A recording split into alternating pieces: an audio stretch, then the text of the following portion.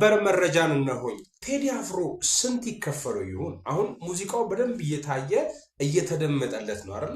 ምን ያክል ገንዘብ ሊያገኝ ይችላል? እስኪ መጨረሻ ላይ ይህንን ምላሽ ሰጣችኋለሁ። ይህን መረጃ ላደርሳችሁ በመጀመሪያ የዓለም የሙዚቃ ሰንጠረዥ እንግዲህ በቴዲ አፍሮ እየተናወጠ ይገኛል።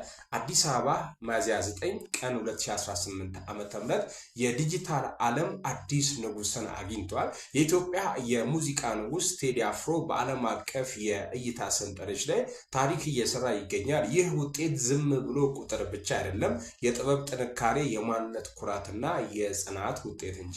ባለፉት 24 ሰዓታት ውስጥ በዓለም አቀፍ ደረጃ በከፍተኛ ሁኔታ ሞስት ቪውድ ስራዎች ዝርዝር ውስጥ ገብቷል ማለት ነው። እነዚህ በ24 ሰዓት ውስጥ ከፍተኛ የእይታ ብዛት ያገኘ የጥበብ ስራዎች ስምና የእይታ መጠን ናቸው። የመጀመሪያው ሙዚቃ እንግዲህ ዳስጣል የሚለው ጀንበርና መሪየማ የሚሉ ሙዚቃዎች እነዚህ በከፍተኛነት ከፍተኛ ቪው ያላቸው ናቸው። የዛሬው ትልቁ ዜና የሀገራችን ኩራት ቴዲ አፍሮ በዓለም አቀፍ ደረጃ በአንደኝነት መምራቱ ብቻ ሳይሆን ሁለት ስራዎችን ዳስጣልና ጀንበር በአንድ ጊዜ በከፍተኛ አራት ደረጃ ውስጥ አራተኛ ላይ ማስገባት መቻሉ ሌላኛው ድንቅ ነገር ነው።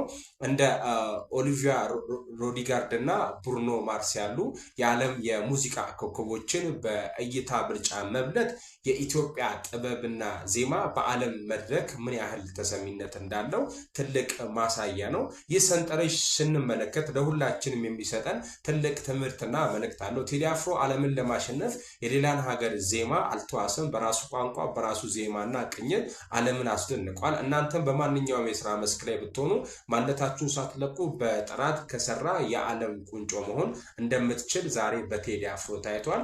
እኛ ቀን ላይ ምሳ ሰዓት ላይ እንግዲህ ቁጭ ብለን ስናሰላ ነበር ነው አድማጮቼ።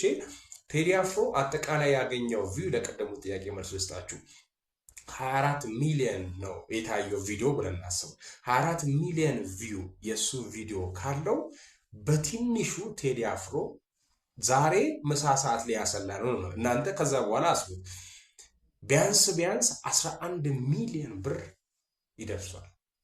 እንደውም ሌላ ሀገር ከታየ በተለይ ካናዳ ምናምን ከታየ ከዚህ ቁጥሩ በጣም ነው የሚበልጠው። እኔ 11 ሚኒመም ላይ የሰራው ዱባይ ምናምን ከታየ በጣም ቁጥሩ አሜሪካ ዩኤስ ምናምን ከታየ ከዚህ በጣም ነው የሚበልጠው። ግን ሚኒመም በጣም ዝቅ አድርጋችሁት በ24 ሚሊዮን ቪው ብቻ ማለት ሁሉንም ቪዲዮ ቁጥራችሁ 24 ሚሊዮን ከሆነ 11 ሚሊዮን ብር ቴዲ አፍሮ በዚህ ሙዚቃ ያገኛል። ዩቲዩብ የሚከፍለው ነው ነገራችሁና ይሄ ታዲያ ትልቅ ስኬት ነው። ውድ አድማጮቼ ዩቲዩብ ያልጀመራችሁ በዛውም ጀምሩ ለማለት ነው። ይሄንን ሐሳብ ያነሳሁት ሼር ይደረግ። ታንክ ዩ